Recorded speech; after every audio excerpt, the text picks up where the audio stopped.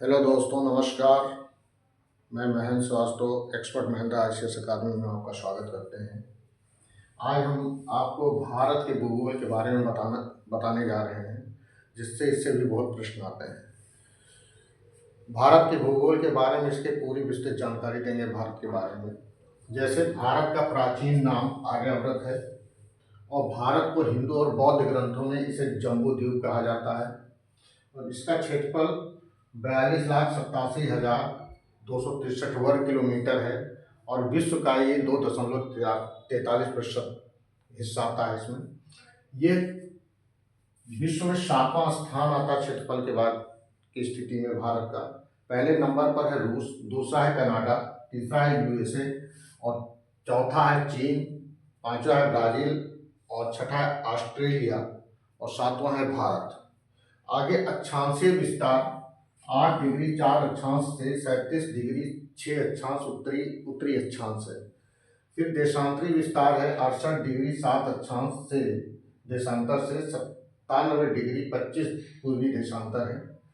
ये अक्षांशीय और देशांतरी के बारे में हम आगे जब भूगोल का पोर्शन चलेगा तो उसमें हम बताएंगे।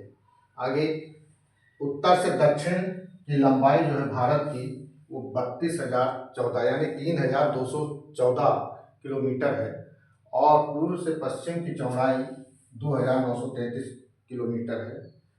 और इसका जो मानक समय है किस आधार पर है, ये है मानक समय रेखा जो इसकी है 82.5 डिग्री पूर्वी देशांतर है। ये 5 राज्यों से गुजरता है। ये है उत्तर प्रदेश, मध्य प्रदेश, छत्तीसगढ़, उड़ीसा, आंध्र प्रदेश से गुजरती ये रेखा है। आगे इसका जो उत्तरी बिंदु यानी कि उत्तर भारत के जो सबसे उत्तरी बिंदु है, उत्तर में सबसे लास्ट बिंदु है, वो है इंदिरा कॉल बोलते हैं और ये जम्मू कश्मीर में आता है। आगे दक्षिणी बिंदु जो है कन्याकुमारी है, ये इसको इंदिरा पॉइंट द्वीप कहते हैं, ये दक्षिणी बिंदु है। और आगे पूर्वी बिंदु की बिथू ये जो है अरुणाचल प्रदेश में आता है। और पश्चिमी बिंदु गौर मोत जिसको बोलते हैं गुजरात में है।